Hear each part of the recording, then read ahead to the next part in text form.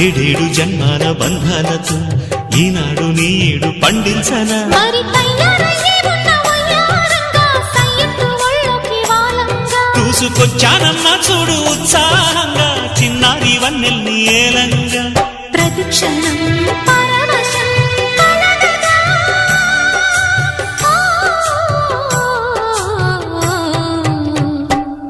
మనసా పలకవే మధుమాసపు కోయిలవై చెలివే తెలుపవే చిగురాశల గీతికవై